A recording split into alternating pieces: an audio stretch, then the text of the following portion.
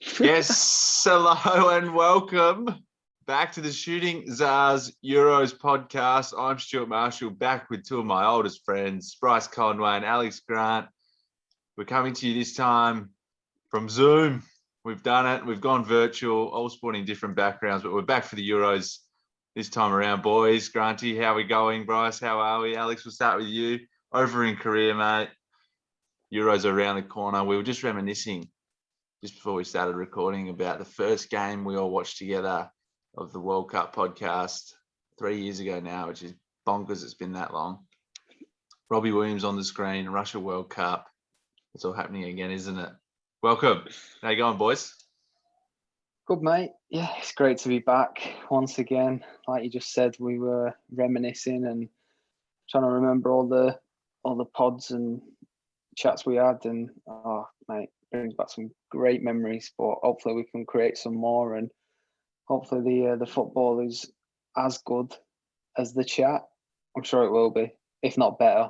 But yeah, that's the way forward. We're talking about the Euros this time, so it's going to be an interesting month or so.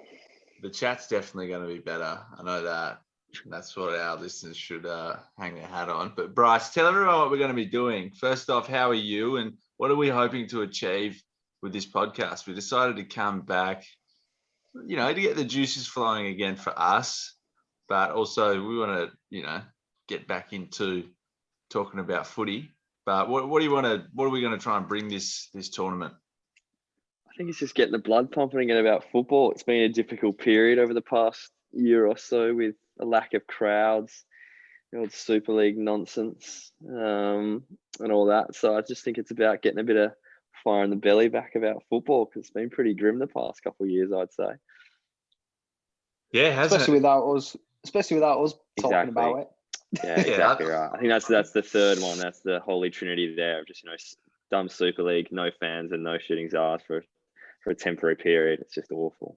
So what are we going to do, boys? This is now a major tournament podcast. Is that what it is, Granty?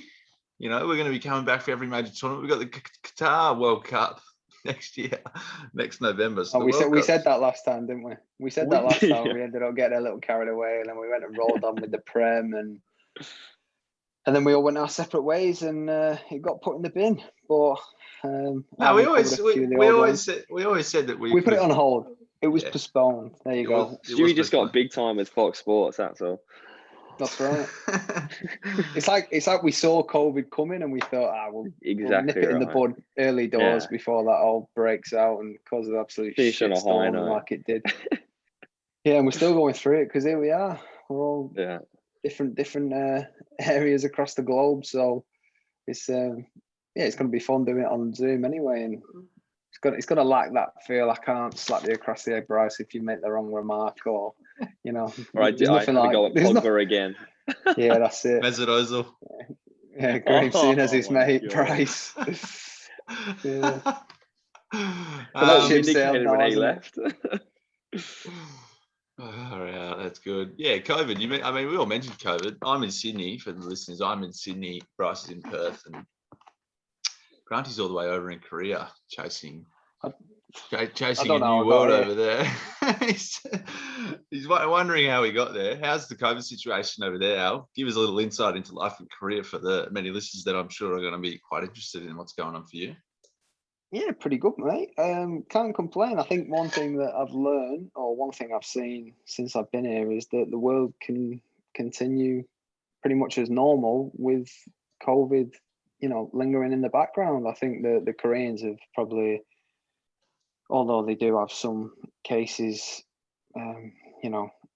roaming the streets, I think they've dealt with it pretty well over here, and they've probably got a few more cases than they do back home in Oz. But life just seems to carry on without any lockdowns or serious restrictions. Everyone seems to abide by the rules of wearing a mask and social distancing, and I think the maximum amount of people you can spend any one time with is 4. So 3's a crowd, 4's the max, and that's about it. So it's pretty normal, like I said, and everyone is quite respectful over here of the rules, and like I said, they just get on with it. And where are you? You're playing for the Pohang Steelers now. So whereabouts is Pohang in Korea? So Pohang's, yeah, we're on the coast. It's on the eastern side of the country. It's only a small country. I think on the scheme of things, when you compare it to ours, and only takes you 4 hours or so from here to get to Seoul, and everywhere's pretty accessible. So it's been good, been a good experience so far. Obviously, the football hasn't panned out the way I wanted it to at the moment. I got injured early on in the season in my debut, unfortunately, and then I've kind of struggled to get right really over the last few months. But I'm back running now and back in with the team, and we're off to Thailand in a couple of weeks for the Champions League, which will be a great experience. So it means going into a hub and leaving the missus and my little boy, but it's all part and parcel of it in these crazy times that we're living. What's I mean, I'm just curious about is there any rigorous COVID testing on like a weekly or daily basis now in Korea? Like I'm just maybe comparing it to when you went into the A-League Hub last season in Australia, in Sydney, but is there any systems around COVID testing on a more frequent basis, or is it kind of just, No, not really. I mean, I had one when I first arrived, and I know that the testing system seems to be run quite well here, and obviously they're picking up cases, the majority of which being in Seoul, in the capital. I think that's where, the most popular city in the country. So it's only right really that you'd expect to see the most cases there. Down here in Pohang, you get the odd notification on your phone every now and then from the government warning you that there's been a case in such and such a spot. So apart from that, mate, it's pretty cruisy. I mean, like I said, everything's just working as normal, really. And what about vaccines? Is the country vaccinated much? I think Korea have kind of took a backward step to the whole vaccine situation, and like they're not Australia. really. I think they just they're waiting to see how the world kind of does their bit first before they jump to anything too quick. I mean, I wouldn't mind getting them out the door quicker, really, so I can get one, and then hopefully that allows me or gives me something to look forward to coming back to us potentially and seeing the family. And if restrictions or whatever are changed, going back into quarantine back in Australia. But at the moment, we haven't really heard anything much. I was offered one actually through the club the other day, but it was kind of an optional one. I'd never heard of the vaccine itself, so God knows what it was. Well, was it AstraZeneca or rogue Pfizer? vaccine? That's for sure. It wasn't one of the ones we've heard in the news more frequently. So I mean that was an interesting message to receive. So they did forward a web page as well where you could kind of have a look, but I kind of just shafted that to one side, and I'll just wait for the the Pfizer's or the AstraZeneca or whatever comes next. Yeah, all right, okay. And okay, let's switch to the football side, I suppose, of Korea. Like, is it, what surprised you? How's it been sort of, moving from the A-League to the K-League? You're in the top division there in Korea. Sort of what's it, give us insight into what that's like and sort of the game you did play. How was that?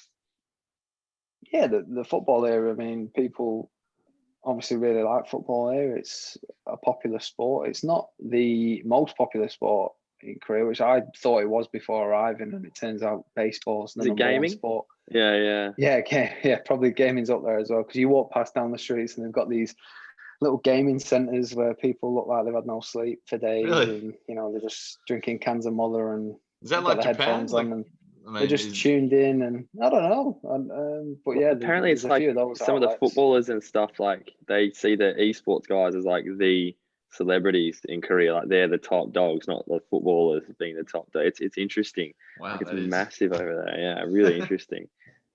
Yeah, no, I know baseball's, I think, the number one sport, but yeah, I think football's not too far behind. Obviously, esports is probably up there as well, but yeah, I mean, the standard of football is good. The Korean players, they're technically very gifted. I think that's one area I've noticed, that compared to Australia, the technical side of the game is probably a lot better than what it is back home.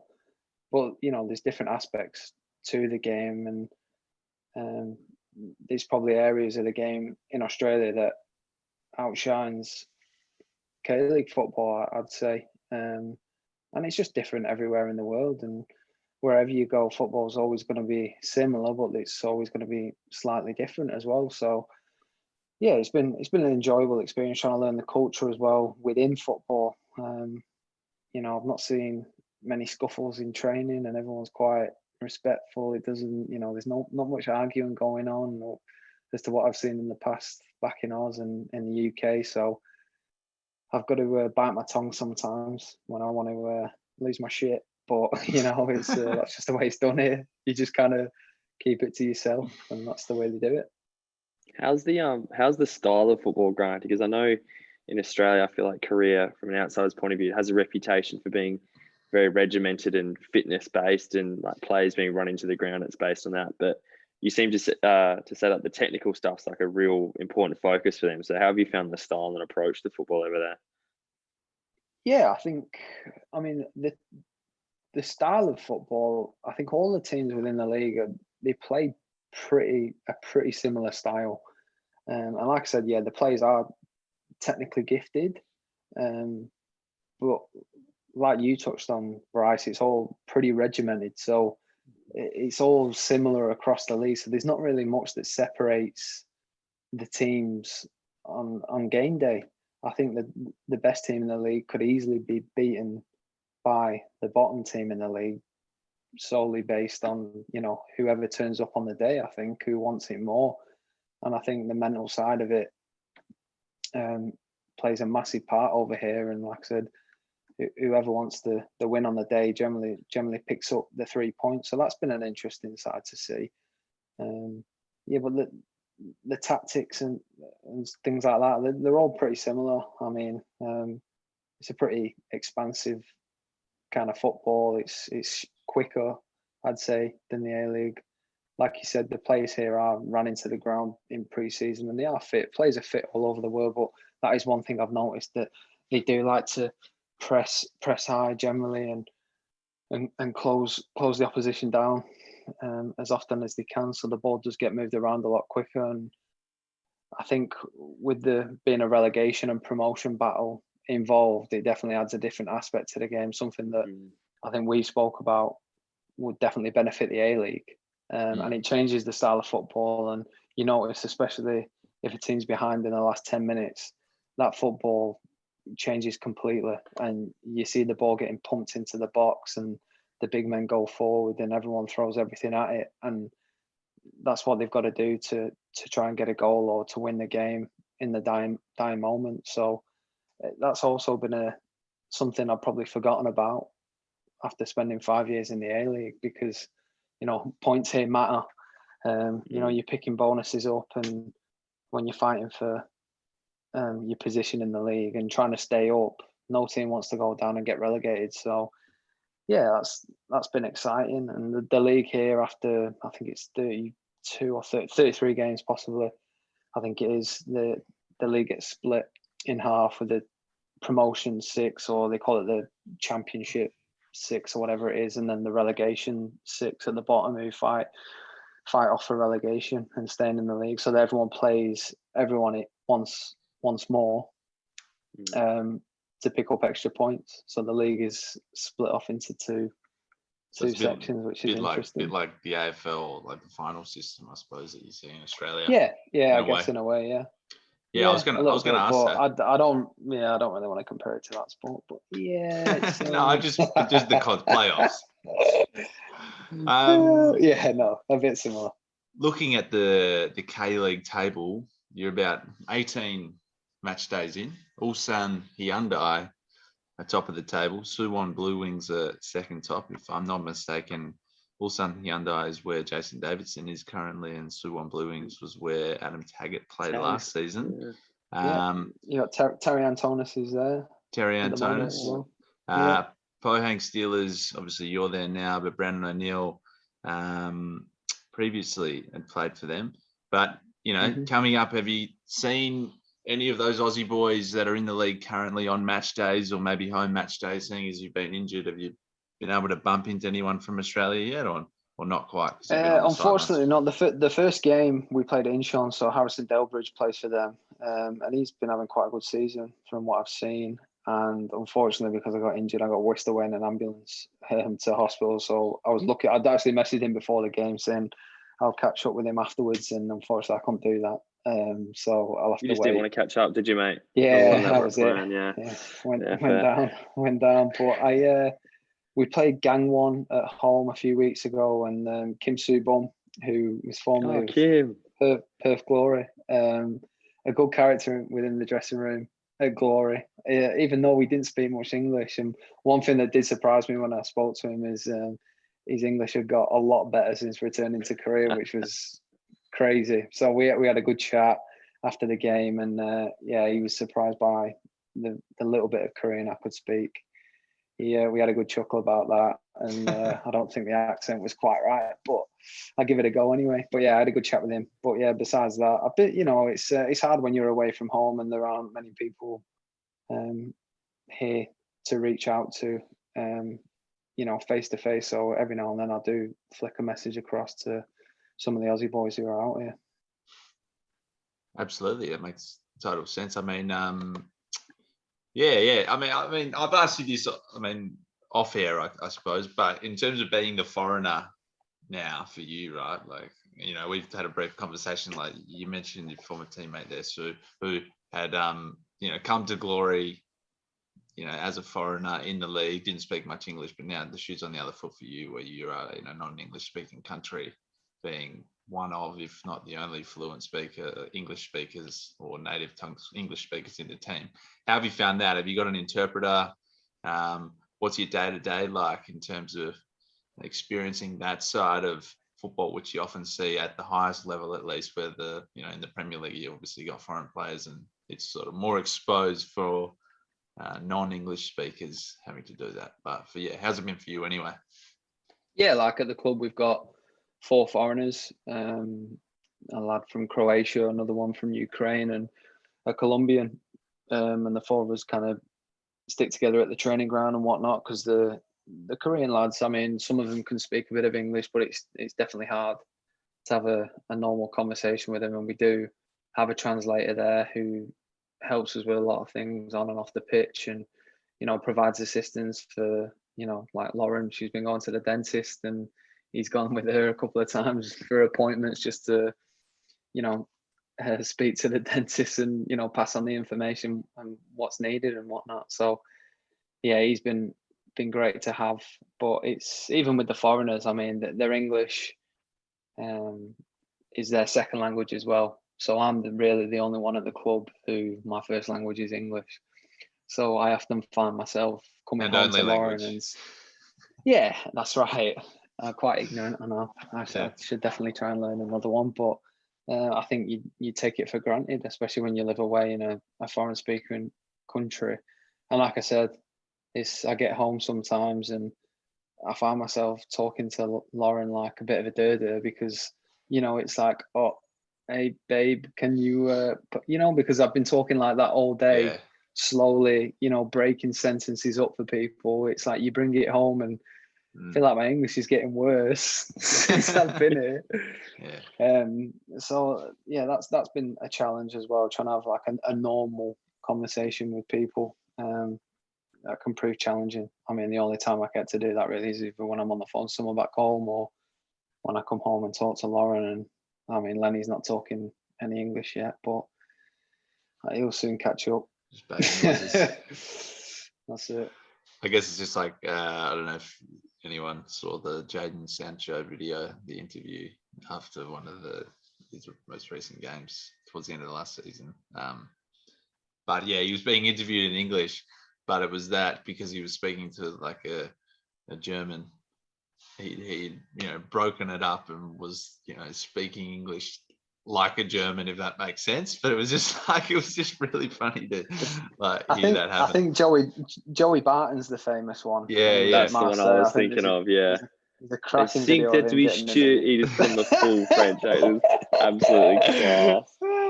It was Steve McLaren, another one. I remember when he was at FC Twente, I did it. Oh, of course. Yeah. It is. It's something you don't like really envision yourself doing, but it always seems to. Well, everyone end up probably going does that it way. when you go away, right? Like, I know That's right. traveling through Asia, it's like you have to do it in a way. But oh well, that's good to hear. So you're back running now. You're injured, and then you were saying before that you're back on your feet, getting the legs moving again, and hopefully not too far away from playing. That's it, mate. Back in the team on Friday, so should be interesting to see how I go. Nice one.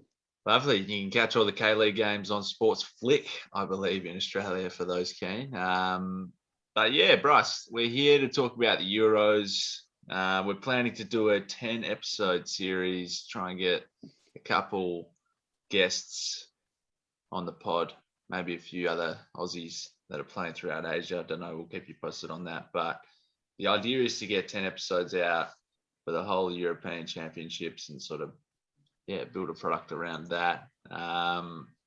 We're all of English descent. We do have an Englishman in the panel, but Bryce, we are Brits as well. The England squad was handed out this morning. We're recording this on, what is it? It's a Wednesday, the 2nd of June. So, earlier today, Gareth Southgate dished out his 26-man squad, cut down from the 33 provisional squad that he initially picked, given the late finish to the Premier League season. Quick synopsis, I suppose. I'll get the list up of who got picked, but what did you think to start off? I think they've got enough right backs. I think they'll be sorted in that department. I just think it is a seriously tough job to have picked or to have omitted any of those boys. I think all of them are class players. Kieran Trippier, obviously, winning the La Liga with Atletico Madrid. Cole Walker winning the Premier League with City. Trent Alexander-Arnold, obviously coming back into form at the tail end of the season after a world-class season the year before. And Reece James has just been phenomenal this season as well. I think him in the Champions League final, I thought he kept Sterling completely in his pocket the entire game, and he was really, really good. So strong, so athletic, can play the ball real nicely and really composed for his age. So I think he's got a wealth of talent there on the right hand side. So it's going to be interesting to see how he utilises them all. But a bit gutted for Jesse Lingard after that run of form. I think everyone was kind of, it would have been a bit of a fairy tale story for him to come back. A bit of a he dropped out of the England picture and England fame for a couple of years there and really came back with a vengeance, moving to West Ham and having a really good run of form there. So I was a bit sad to see that, but just wild seeing the likes of, Mason Mount and Jack Grealish, like in an England major tournament side. It's something, especially with Grealish, it's been in the making for a long time. Jadon Sancho, Jude Bellingham as well, the young lad who's at Dortmund from Birmingham City before. It's just wild how many exciting young players are there, and I feel like that hasn't been the case for England for a few tournaments, having a huge breadth of young promising talent in the squad. So I think it's an exciting team and there's a lot of promise there. Absolutely, completely agree. Granty, how on earth is four right backs going to get a game? It's just not going to happen, is it? I think it all depends on the formation he's going to play, if I'm honest with you. I mean, you've got Reece James, who can play as a wing back, as can Trent Alexander-Arnold, and you got Trippier as well, who, what a player, and he's done the business in Atletico. So, I mean, who's the other one? Is it Kyle Walker? Yeah, you got Kyle Walker, Kieran Trippier, Trent Alexander-Arnold, and Reece James as the four right backs. But he's definitely got a headache, hasn't he? In selecting the team. I know in the World Cup they did play with a back five, and they played with two wing backs, and which makes me kind of think that he's, with including four right backs, especially with Kyle Walker being in there, that he's probably thinking maybe along the same lines and playing Kyle Walker at centre back, and then the other three fighting out for the wing back spot. I don't know what you guys played think centre back before. Yeah, I think he has for Man City. Yeah, and I think that's what he's even played in goal, Bryce. You can play anywhere. True, he can do it all. He can do it all, He can. can't he? Well, once you can. leave So Tottenham, you can achieve anything. You can achieve the wildest dream. So you can it do just it all. it just shows. It just shows. But Yeah. I mean, like I said, he's definitely got a headache as to who he picks. For me personally, I'd play Reece James. I think he's been the best of them, all four of them, without a doubt. Not just saying that because they won the Champions League, but I think he's an absolute weapon. Yeah, he's Strong, fantastic. quick, good on the ball. He'd be my selection anyway. Yeah, it'll be fascinating. I guess a full 26-man squad for those that maybe haven't heard it or seen it.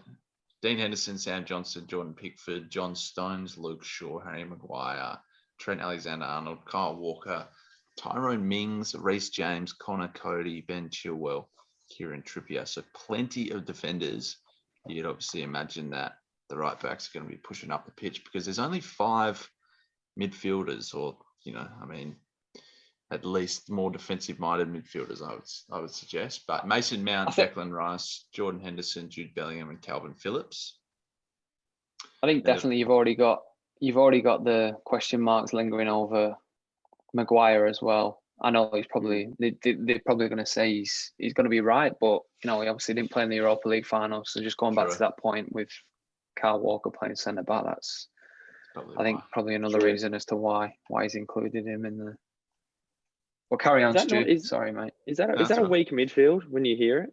Well, this is my only question, I guess. And you got who would come in? James Ward-Prowse, James Maddison. He wasn't picked in the initial squad, but James Ward-Prowse was left out.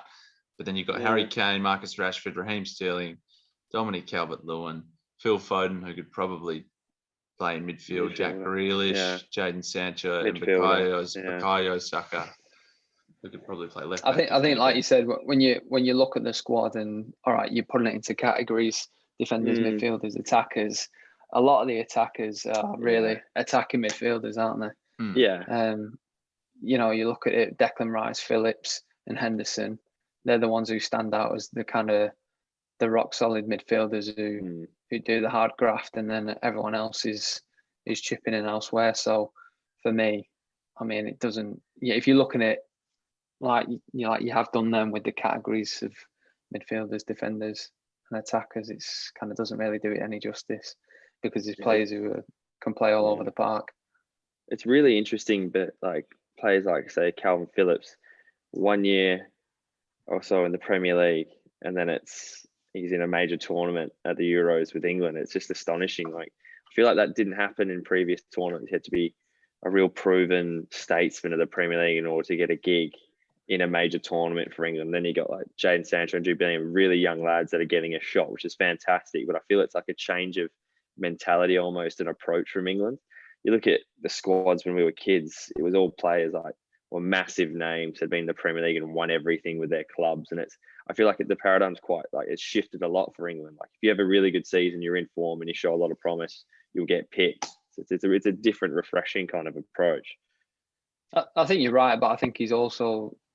I think one thing that Gareth Southgate has done is always generally looked at younger players rather over experience. Yeah. And I think that's one thing with the likes of, Bellingham being in there. He was only at Birmingham 18 months ago and now he's bossing it in the Bundesliga, and he's another one you can say has come from nowhere really. So I think he's looking to build, and he's every major tournament I think he's using as an opportunity to do that. And obviously he's come out I think yesterday and said that if they don't reach the semi-finals like they did in the World Cup, it probably would be a failure. So they're looking to top that this time around. I also wonder with obviously Gareth Southgate's been in the England setup for many years now, right? Was the under-21s manager prior to taking over the senior job. Yeah. So, had his club was manager at Middlesbrough, maybe another club, but hasn't really cut it in terms of being a club manager yet. So sort of went back to the FA and has managed all the youth teams at England for many years, and now is in the senior job. But I think as a result, obviously he's maybe seen players who are maybe playing at smaller clubs as a result from them playing in the juniors, and he knows them better. I just think like the Calvin Phillips one, he got made his England debut before he made his Premier League debut, which is crazy. Yeah. I know that there was Bizarre. a friendly before the Premier League season started last season, but Calvin Phillips got picked in it and actually played for England before he played in the Premier League. So maybe there's a link there, but yeah, it's set to be a funny one. Well, who's you pick? I mean, how far can England go? Is semis of, if they get knocked out in the quarters, is that a failure? Is this squad good enough to win it, Alex? Without a doubt. Yeah, I think that they can definitely go all the way. I said that for the World Cup when we first started this podcast. So, I'm confident with the squad and the players that they've got. They're going on the right path at the moment, and hopefully they can, pull it out of the bag. But we'll have to wait and see, because there's a lot of other, good sides in there we've not mentioned yet. Sure, we'll get round to it, won't we, Stu? Absolutely. Yeah, even Scotland are in there this year. Yeah. Forgot about surprise that. That's package, so good. possibly. Love that. No, but it is great. Yeah, no, it's fantastic. But yeah, we'll have to see, won't we? I mean, hopefully they get to the final and go one better. Who's going to win it, do you think? If it's not going to be England, then Alex, pick another team out and let's have a discussion about those. Will it be the Netherlands? Are they back? Are they back to their old ways of being the powerhouse they once were? I don't think anyone's convinced yet. I mean, they've got a good squad. Obviously, Van Dijk not being there is going to be a big blow. I think, if you've got Van Dijk in any team, they're going to do well. Isn't that right, Bryce? I couldn't agree more. Yeah, there you go. That's the excuses coming out for Netherlands already. But you get like Portugal. Can they go back to back? And then you've got France. I mean, World Cup winners. I think they're probably everyone's favourites with the squad that they've got. We spoke earlier off air about Benzema being included, which was a surprise one. So I think they've probably, they've got all the credentials there to win it. Yep. So Karim Benzema, Bryce, is back in the fold after six or so years away. Had off-field issues. There was a blackmailing saga which kind of kept him out. I can't remember between who, but he's had all sorts of problems. And then, did he just fall out with Didier Deschamps? So he's just hasn't played for France since 2015. But he's now 33-year-old. He's back in the team. What does he do to this team? I mean, Olivier Giroud, remember, famously didn't score a goal at the World Cup, but they still won the tournament. Yeah. Imagine having Benzema at your disposal. Yeah. It's an interesting one because Benzema will bring goals. I think that's what he's made a career out of it, and one of the best careers you can possibly have out of it. And it's wild to think France won a World Cup without him contributing or even being in the squad there. So he's obviously for years had quite a famous and open falling out with Didier Deschamps there. So I think it's really interesting to include him back, considering all the confidence they would have gained from the last tournament. Look, we can win without him. So I think it's interesting, that one. Maybe it's because Giroud hasn't been playing as much football this season that they need someone who's got some minutes in the legs that can provide a bit more up top. But I just think my favourites, the team I'm picking to win it, is Belgium. I just think the team's really come of age since the 2018 tournament. So I just think I look at their squad now. They're all at that age where it's like, this is it. Like their golden generation. This is the tournament where if they don't do something in this one, then it's a waste of an entire generation. Now, I know that happened to England, obviously, with their golden generation. But I got a feeling with this Belgium team that they got the best squad on paper. It'll be interesting to see how Kevin De Bruyne freshens up after copping the Rudiger treatment in the face in the Champions League final, having to come off with he broke his nose and had another fracture there near his cheek or eye socket. So I'm sure he'll be fine for it, but just wearing a mask, which will be quite interesting to see. So I think Belgium's should be a red hot favourite there. Them and France are probably the top two squads in the tournament. Yeah, for sure. I mean, France, you got Mbappe, Coman, Thomas Lemar, Ousmane Dembele, Giroud, Tolisso, N'Golo Kante. Is he going to win the Kante? Wow, Ballon d'Or? It's been interesting that with Kante, the talk about him, and then I've seen a lot of comparisons and people saying, whereas Casemiro's praised in the past few years, and they compare the stats, and Casemiro beats him in the stats. I just think Kante's such a lovable character that people want him to get these awards, and he's an amazing player. Don't want to take anything away from him, but it's just quite interesting the craze around Kante and the kind of cult-like status he has. So you think the push for him to win the Ballon d'Or is just built from is that like a social media push more than anything? Is that what you're saying? I think it definitely contributes to it. Yeah, definitely contributes to it. Yeah. That's the way the world works nowadays, though, Bryce. Yeah. You know, interesting to see how it goes with this. Yeah. It'd be a great win. It'd be great to see him win Ballon d'Or. I'm not saying I wouldn't like to see him there, but you get someone like Casemiro who does what Kante does on a level and has won multiple Champions Leagues with Real Madrid and stuff, and has not even been in the picture or the frame for a discussion. So it's just interesting that Kante gets spoken about in that light this year, and then Casemiro hasn't really had that treatment. I think when all's said and done, I think looking at Kante, I think he's probably one of those players now who, you know, his position will probably be named after him. We had like a Makelele. Yeah, you know, and like everyone, it's well renowned that position that he plays is kind of like the Makelele. Yeah. And it won't surprise me if we see it being called the Kante in years to come. Yeah, for sure. Great shout.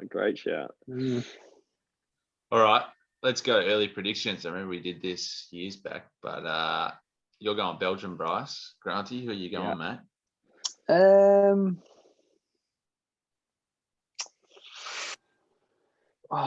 It's hard for me not to say England, isn't it, as a fan? But I'll just say France. I think they'll do what Spain did. Win the lot. Give him a bit of Torres action, as you can see behind me, you know, in that World Cup Euro double. Yeah, I'll probably get. What about you, Stu? Yeah, look, I just for some reason I just don't think England are gonna win it. Like I don't know why. I just kind of feel no one's convinced, are they? Every major tournament, and I think until they get that hoodoo off the back, and then you can seriously consider them. But yeah, we'll see. Stranger things have happened. You know, Portugal winning last time. I don't think anyone predicted that, especially in the manner that they did. So I think the Euros, I think now it's a much more even playing field amongst the squads. It's not just like the elite couple. I feel like there's a broader, you know, breadth of talent across the sides now. So I think it's like we saw in the World Cup. So I think it makes for a really interesting tournament. There's a film coming out, isn't there, about the Greece victory as well in 2004? I saw advertised. That'd be an interesting watch. Oh yeah. Having spent some time at Florida Athena, they definitely harp on about that, and you never forget that. The trailer's on every Tuesday, Thursday. Exactly right. Yeah, but yeah, strange things can happen. So yeah, let's see if England can do it. So Stu. Yeah, I'm gonna give us an answer, Stu. Stop hiding, mate. I'm gonna say France as well. I know that's a popular. Did you just look up the odds on Sportsbet and just check who are the shortest odds then? No, I just looked through their squad list, and probably have to go France, and then Harry Kane top scorer again, which would be good. But it's I don't know. Any one of those teams, it really could be anyone, couldn't it? Well, he's in the shot window, Harry Kane, isn't he? So interesting to see how he goes. Puts himself out there. Well, not that he has anything to prove. Yeah, well, I guess Harry Kane is in the shop window. As you said, he wants to leave Tottenham. There's all sorts going on in terms of managers at club level in Europe right now. No. Like Carlo Ancelotti's just left Everton to go back to Real Madrid. Zidane's obviously just left Real Madrid. Max Allegri's gone back to Juventus. Antonio Conte has left Inter Milan. Maurizio Pochettino has been rumoured to be in talks for going back to Spurs and had been contacted by Madrid, but then Madrid didn't want to ruffle PSG's feathers too much because they want Mbappe. So there's just all sorts going on. Managers going back for the second time. I mean, it didn't really work out for Zidane at Madrid, Bryce.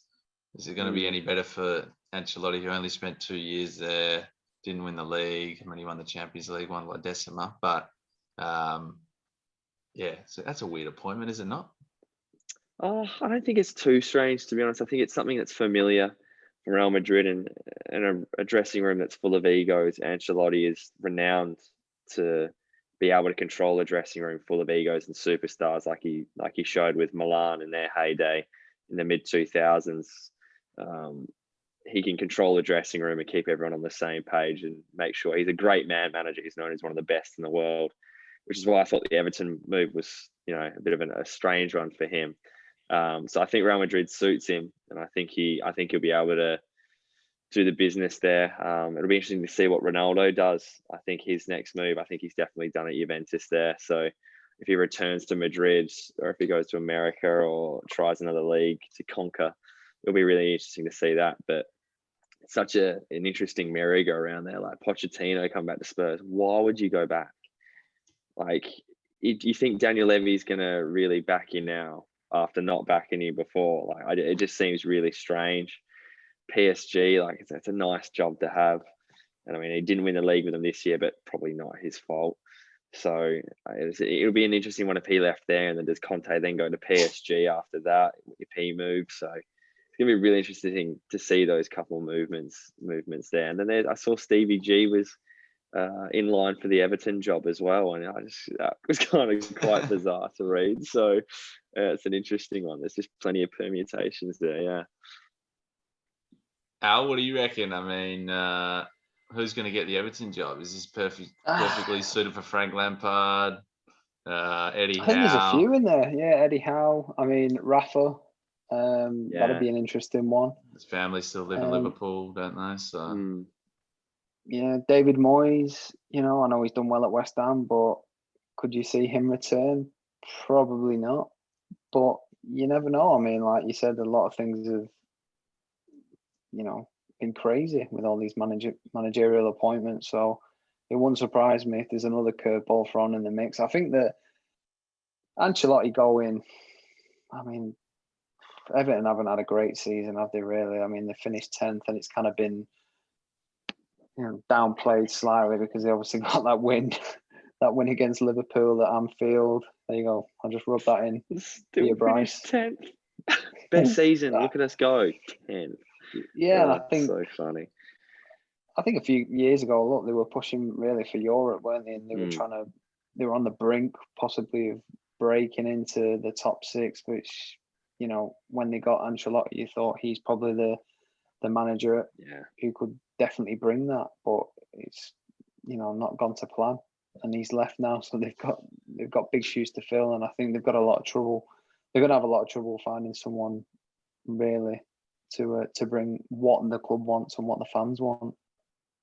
Yeah, you think if Ancelotti can't bring the sort of players they need, I know James Rodriguez obviously went there, and Ancelotti's able to nurture that talent.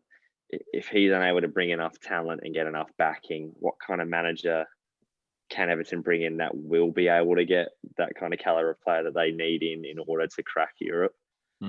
Yeah, they need to sign better players if they want to do crack into Europe. And I think really Everton, they need to look at themselves as kind of a club who, are more of a springboard, if anything, for players to jump on and then go on to better things, especially at this moment in time, because they're not going to be attracting big name players. Obviously, they got James Rodriguez, who is well renowned and was a player probably at his peak, almost in that world class level, but he had one good World Cup and then went to Real Madrid and it didn't really work out. So he himself was kind of stepping down a level. And I just think that if they want to progress, they've got to kind of find those hidden gems that they can kind of use to resell or to sell on, and then sign better players from there. With the money, it's rare for like a springboard club to be able to crack that kind of top four roof that's existing now because of the resources and talent those big clubs have. So I think it's a real challenge for Everton, but do they accept that? I think it's really hard for a club of Everton's stature and their history to accept, look, we're a springboard, we're not going to be able to do this. I think you're right. I think it is probably a bitter pill, and these clubs have got too much pride. And I think Tottenham are another great example now where they've kind of Arsenal, not performed. They reached Arsenal. They reached the Champions League final, going back to Tottenham, and now they haven't had the success that the fans probably expected and the owner expected with the players they've got and the managers they've had. And now they do need to take a backward step in a sense and use the time now to sign players who will bring the club on, maybe not to the highest, possible outcome, but get them to a point where they can compete again at the highest level with the money they generate from these sell-ons. Absolutely. I think it's very strange with Tottenham. Like, they made the Champions League final. They seem to be on this upward trajectory, and then they didn't invest and back Pochettino to make that final next step to go, look, we made a final. Let's crack on, really give it the heat and see what we can do next year. It kind of stayed like that and then plateaued eventually. So I think that's why I think it'd be an odd move for him to move back and see what Levy would do, because it'd be going against what Daniel Levy's done previously with Poch. So yeah, Pochettino, like the squad he created there and what it culminated in with the Champions League final, you thought they were going to be that consistent top 4 team after that season. But yeah, it's been a bit of a sad decline for them. I think the other just going off that now, I think I've just come to mind, the other talk of the town really is Ange Postecoglou as well, going up to Celtic. We haven't even mentioned that. No, Yeah. that's what I was going to say. That was the next one. In Oh, terms of there looking you at it. go. Convenient, I stole Stewie. it from you, Stu. There you go.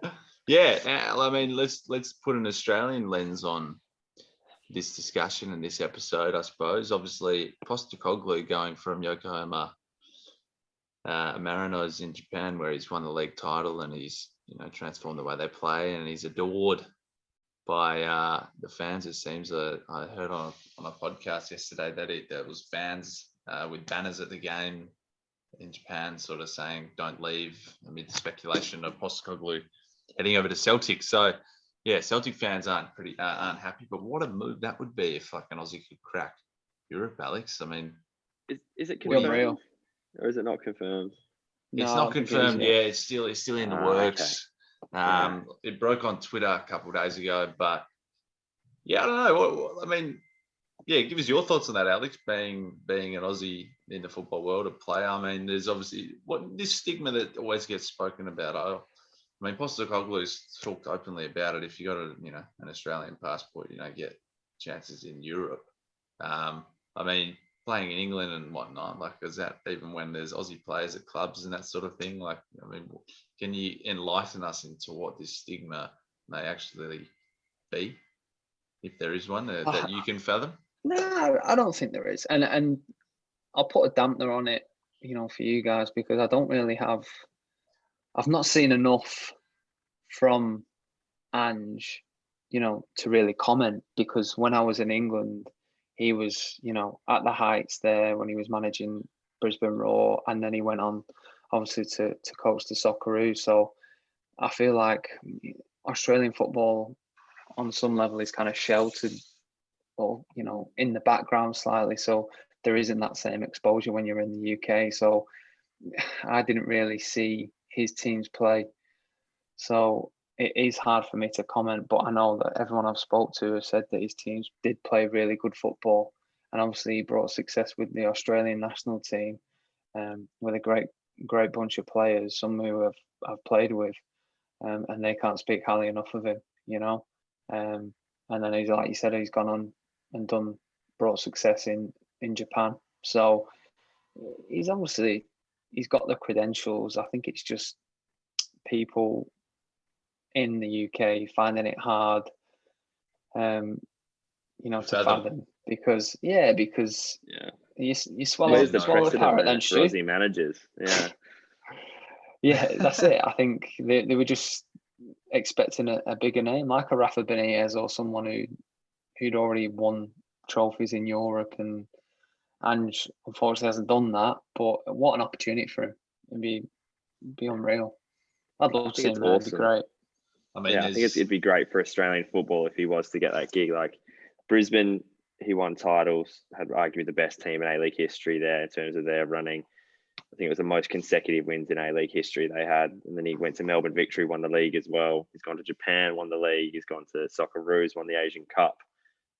And then Japan won the league as well. I just think it gets to a point now where it's like, well, if he has had success everywhere he's been there in that club landscape, maybe I think he is deserved of a bit of this being his big shot, and then hopefully he can crack on from there. But I agree, there's kind of like, can you name an Aussie manager that's been successful in Europe? Like, I just don't think that precedent's there to go, yeah, it can happen and it can work. And as much as you should take it on face value and what they've done, I think a team like Celtic, with their history and their pride, I think it's sometimes tough for fans to go, yeah, let's give this guy his big break. It's like, no, someone should be established and have earned this from the biggest European stage and then come to us. But I can definitely see him doing a job, and I think it'd be huge, like absolutely massive for Australian managers if he was to get the job. Yeah, and on a plus note, he won't be sweating as much in Scotland, because I can just see it in my head now. You know, those white button-up shirts that he would wear, and they just drenched and wet through over in the Middle East. Oh, so those Asian that's one thing you could look especially in the Middle East, you could just see the sweat, just the shirt sticking to dripping off him. Yeah, what a guy. Yeah, I mean, like, just looking at Aussies that have played at Celtic in recent times. Obviously, Tommy Rogic has carved out a lengthy stint there. Scott McDonald. I don't hear about him as much anymore. Yeah, no, I also don't. But he's been there for a number of years, had his moments, won trophies there at Celtic. Obviously, Scott McDonald played at Celtic there for a number of years. So Arzani's there now. Well, Arzani was on loan, but what have you just said? Battery at 8 and draining, FYI. So Granty's. Come on, boys. What? We're just. Shut up, Stu. That's all right. His batteries. I can't write it on a notepad now and show you in the. No, that's all right. I've got to do it on the chat. There's Aussie contingent there, but yeah, it'll be fascinating to see. And just quickly, these Socceroos as well. They've got their first game back in, year and a half, 2 years, nearly. Yeah, since October or the end of 2019. So they're up against Kuwait, and they've got a bunch of different World Cup qualifiers coming up. So obviously, Graham Arnold's keeping a keen eye on that team with the Olyroos games coming up with the Olympics as well this winter, Australian. So in this June, July coming up now. So got Chris Economides in the squad from Glory, which is good to see. Some Glory representation in the Socceroos.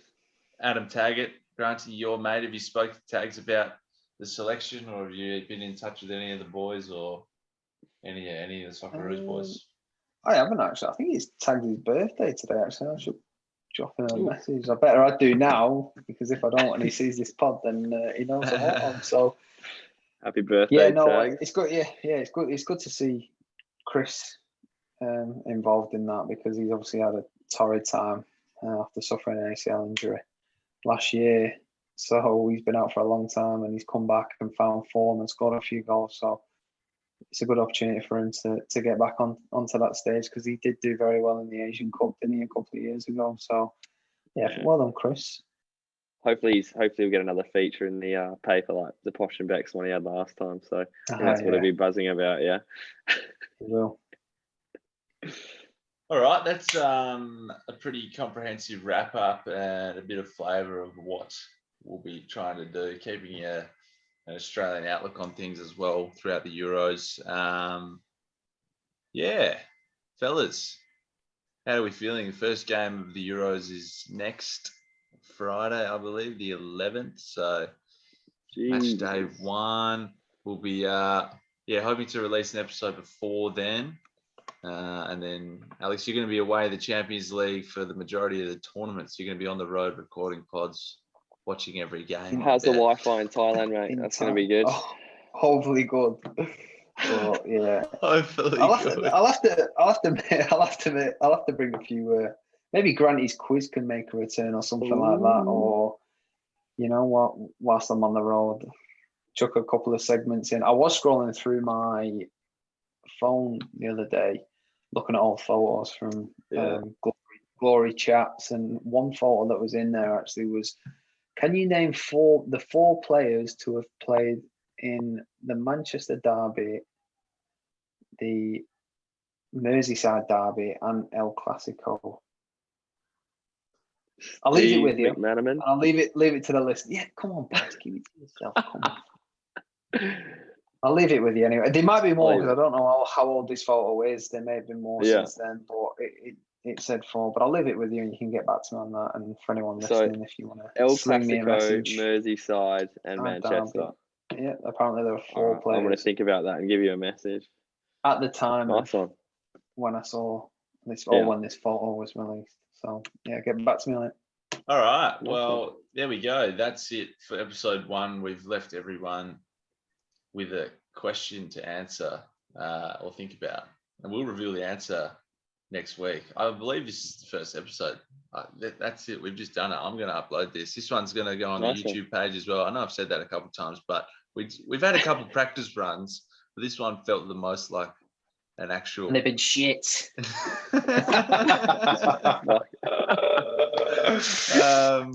So yeah, this one actually felt like a half decent episode. Maybe it's the backgrounds, but yeah, I'll be uploading the video versions because we're doing this on Zoom to YouTube just for a bit of a laugh. So at Shooting Tsars on YouTube. Of course, follow us on Twitter at Tsars Shooting and on Instagram at Shooting Tsars. Bryce, you're the socials man in this crew. We got to get those socials fired up again. We do. We have to get it fired up again. We'll get it shared. So we'll get the episode up over the coming days, and we'll be bringing you back to pod over the course. And for those that don't want to see our ugly mugs, they can stream it like the old days on a podcast like usual on the Spotify and all that. So yeah, it'll be on Spotify and Apple as standard. But if you're working from home and want to see 3 ugly mugs on your screen, then check out the YouTube video. Anyway, Brycey back in his new pad down in Freo. Good to see you, mate. We'll be chatting next week. Alex, stay safe. Nice one. In Korea. Best of luck with the rehab. And maybe we'll get a guest on for the listeners as well over the coming weeks or week or so. But anyway, boys, any final comments? Belgium to win it. Au revoir. There we go. Belgium to win it. Au revoir. Right, that's it. Episode 1. Thanks for listening. Ciao.